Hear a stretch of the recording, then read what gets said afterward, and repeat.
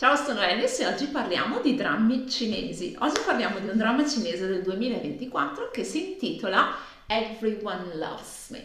Tutti mi amano. Dramma moderno, 24 puntate. La storia. I due protagonisti frequentano la stessa università e lei è innamorata persa di lui, ovviamente per una ragione che nessuno riesce a spiegarsi, però vabbè, è innamorata e cerca in ogni modo di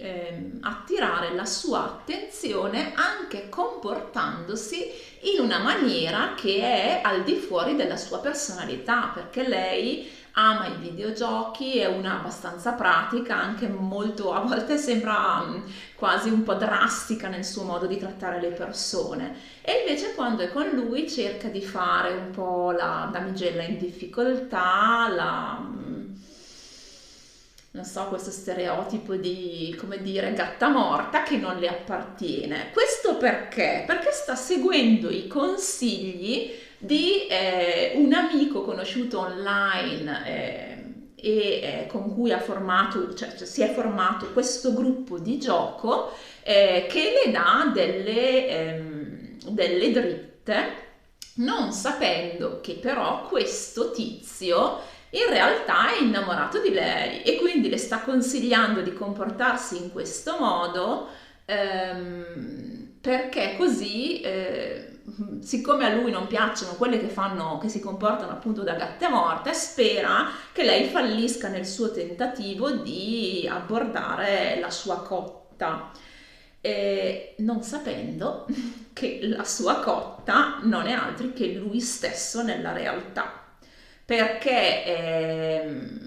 lui appunto ha questo interesse verso la compagna di gioco che lui non ha mai incontrato, ma solo, di cui conosce solo le capacità appunto da gamer e il modo di fare appunto per quanto loro interagiscono online, ma non l'ha mai vista dal vivo. E quindi non sa che la persona di cui lui è invaghito, pur senza averla mai incontrata, è la tizia che lo sta tampinando all'università e che lui continua a trattare a pesci in faccia, finché non arriva il giorno della laurea e lei si dichiara a lui dal vivo e lui appunto non sapendo che lei è la persona che lui conosce online, di cui è invaghito, la respinge in malo modo. In più ha il microfono attaccato e quindi il fatto di essere respinta di lei, che è la più bella della scuola, diventa subito dominio pubblico perché sentono tutti. In realtà questa cosa, devo spezzare una lancia e anche un'arancia a favore di lui, secondo me è non voluta, nel senso che lui in questo momento pensa che il suo interesse online si stia dichiarando a un'altra persona e quindi è in un momento in cui non è proprio al massimo della simpatia. C'è da dire anche che nelle interazioni precedenti in cui lei pur si comportava in modo fuori dalla sua natura, erano sempre state ricevute da lui, diciamo, queste avance di lei molto imbarazzanti, estremamente cringe, per quanto, ripeto, fuori dalla natura di lei, erano state sempre ricevute da lui in malo modo, perché l'ha sempre trattata malissimo. Un po' ha ragione perché lei è proprio sopra le righe, un po' però anche lui è un po' stronzo, cioè oggettivamente. Ho capito che tu hai un altro interesse online, però non è che puoi trattare la gente a pesci in faccia. E dicevo, c'è questo non accettazione della confessione plateale finché lei va online per sfogarsi con gli amici e allora lui capisce che praticamente si è tirato in maniera clamorosa la zappa sui piedi, perché la persona di cui lui è invaghito è quella che fino a un secondo prima ha trattato di merda e quindi cerca di recuperare un po' le cose, perché tra l'altro loro due sono anche colleghi di lavoro, perché lavorano in questa ditta che crea videogiochi, da cui lei si era licenziata per poi cercare di rientrare quando appunto ha scoperto che anche lui sarebbe andato a lavorare lì. E cerca di confessare subito a lei anche la sua identità online, ma lei fraintende. E allora gioca un po' questo dettaglio a suo favore per fare un po' la spalla all'amico che la ascolta, però quando ovviamente lei scopre le cose, cioè tutto che già era andato, fra virgolette, a rotoli, perché lei incredibilmente, dopo essere stata respinta e respinta in così malo modo, decide di tagliare i ponti e quindi non ha più bisogno di fingere di essere qualcosa che non è, prima di tutto. E soprattutto cerca anche di prendere un po' le distanze, fosse anche solo per una sua salvaguardia personale. E quindi è lei adesso che, fra virgolette, lo tratta a pesci in faccia. In realtà lei non lo tratta male, però sinceramente, cioè semplicemente cerca appunto di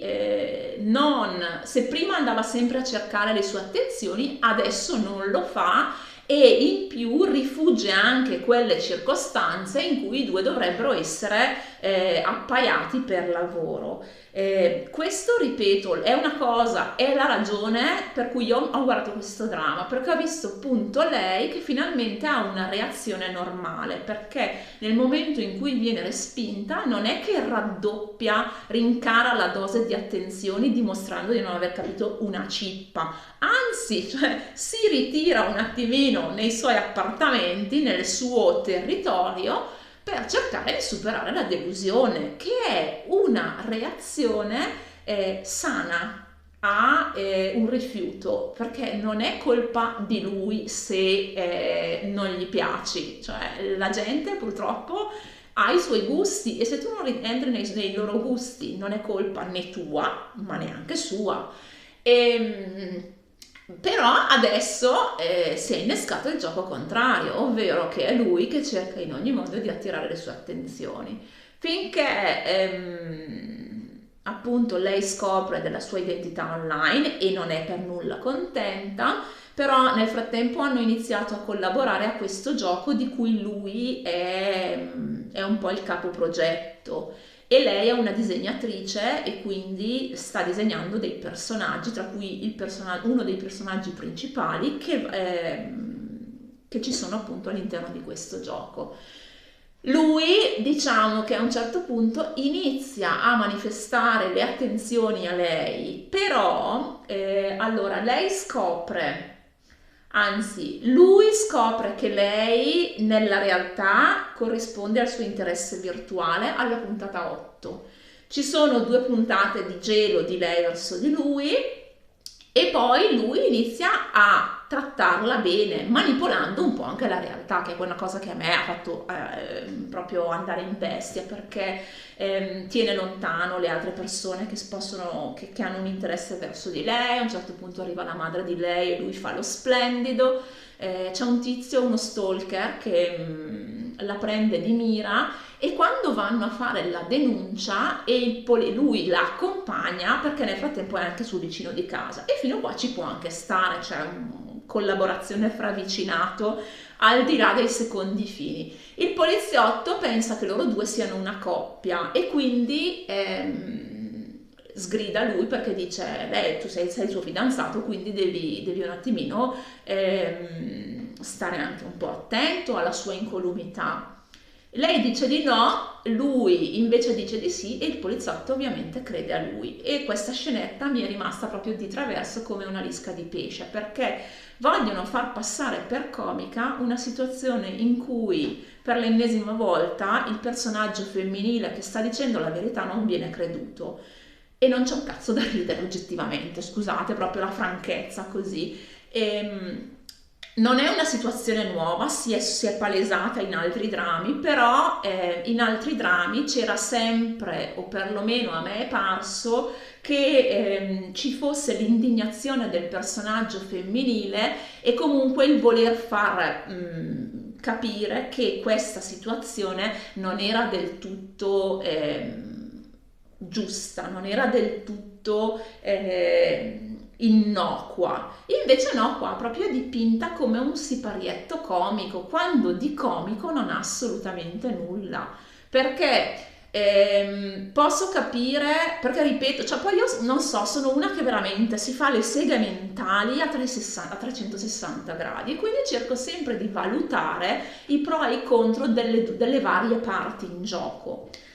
Posso capire lui che dice sì, sono il suo fidanzato anche solo semplicemente per troncare una discussione sul niente in una circostanza in cui stiamo denunciando un reato e francamente la relazione tra noi due è di importanza assolutamente nulla ai fini della nostra presenza in una stazione di polizia.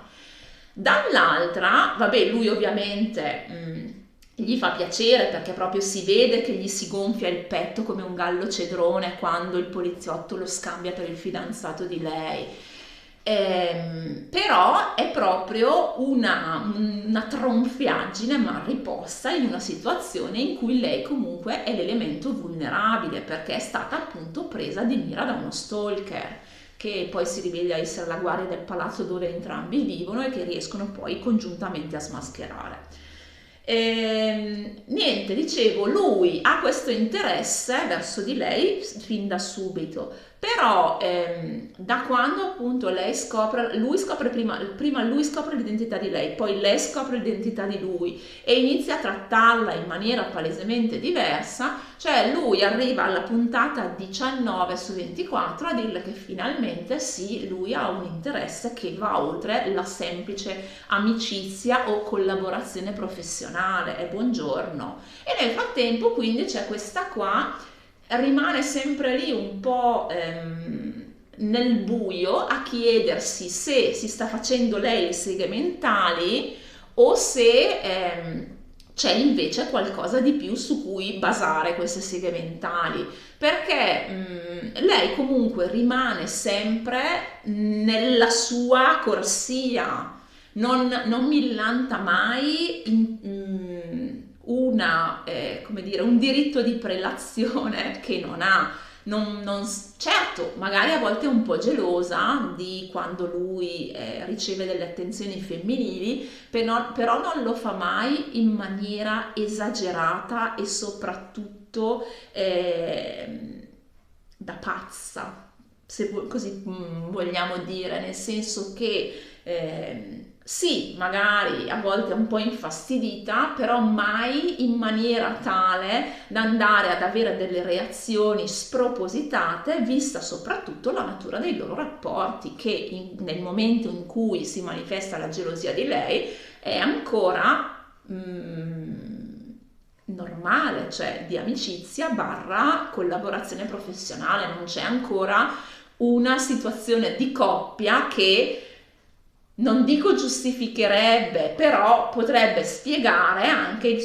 suo magari trattare male qualcun altro, fino a un certo punto ovviamente, o comunque arruffare le penne di fronte a certe situazioni. Cioè lei rimane nel suo, è, ripeto, una delle pochissime protagoniste che gestiscono il rifiuto in una maniera realistica. Finché poi si mettono insieme, ma c'è un problema col gioco, allora ovviamente siccome siamo una coppia, lui non le dice niente. Non le dice niente perché c'è tutta una macchinazione di un'altra azienda che vuole acquisire i diritti di questo gioco e ovviamente la collaborazione di lui, perché non ve l'ho ancora detto, ma sono sicura l'avrete già capito, lui è il più figo del mondo nel campo del videogame, di questo specifico tipo di videogame che sta creando. E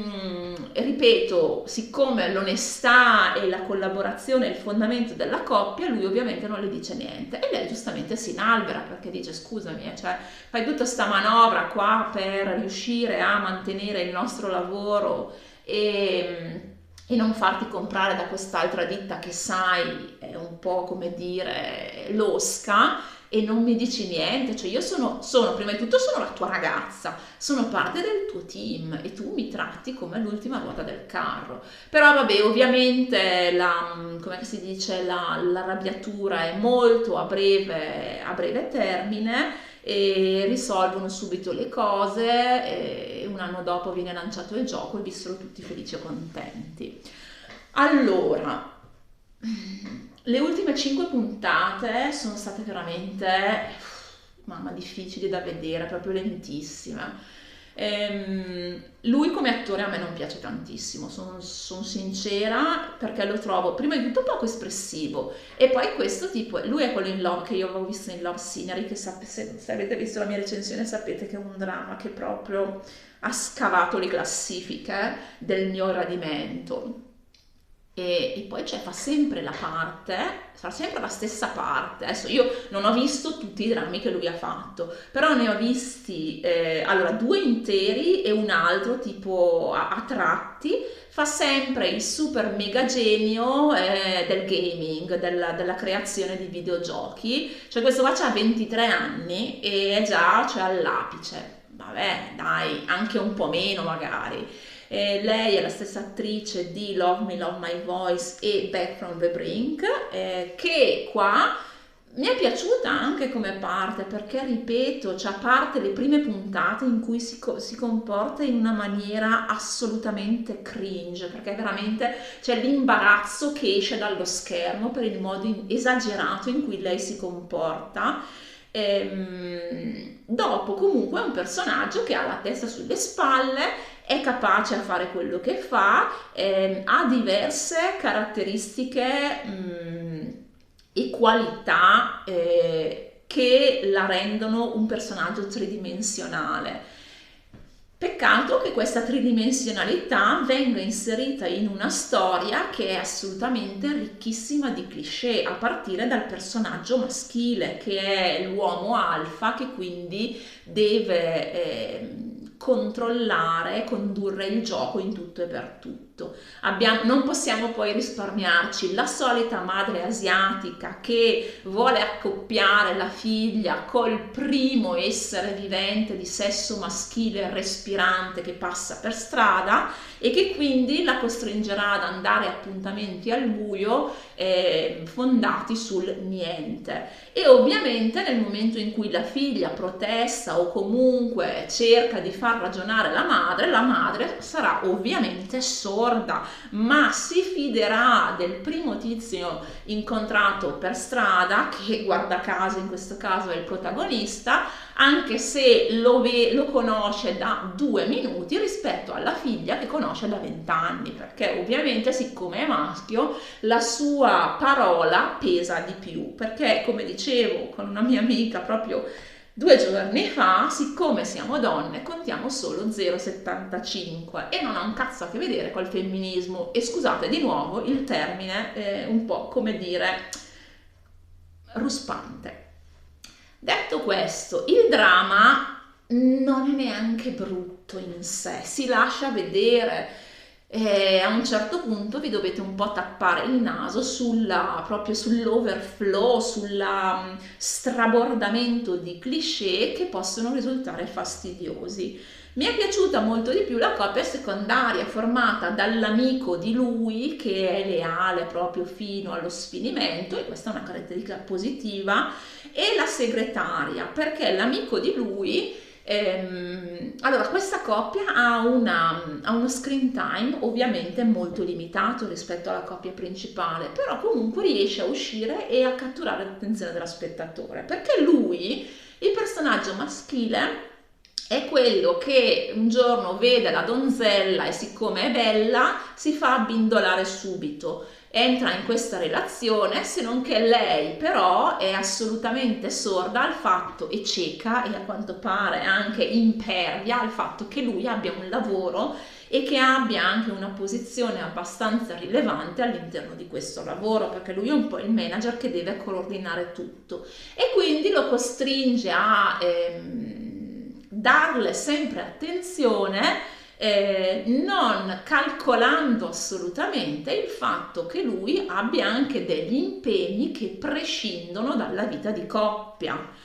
Finché a un certo punto i due si mollano e lui apre dopo un po' gli occhi sulla segretaria, che invece è sempre stata innamorata di lui e che lui ha sempre trattato anche abbastanza bene, perché lei è super mega timida e non riesce e fa molta fatica a relazionarsi dal vivo con le persone con cui non ha confidenza. Però poi è una mezza forza della natura, perché comunque lo capisce fino in fondo, riesce a capire anche che il suo non dare attenzione all'altra parte non è per disinteresse, è semplicemente perché ci sono in diversi momenti delle differenti priorità. Però se io non sono appresso a te ogni giorno non vuol dire che io non ti voglia bene, quindi insomma alla fine riescono a mettersi insieme, però mi hanno dato,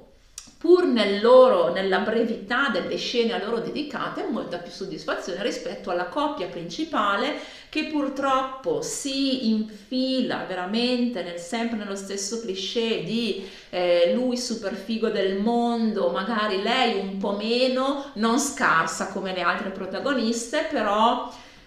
sempre comunque un gradino indietro, ecco, che seppur non è un male a prescindere il cliché, l'ho detto altre volte, qua purtroppo è fatto nella solita maniera trita e ritrita che non ci dice nulla di nuovo.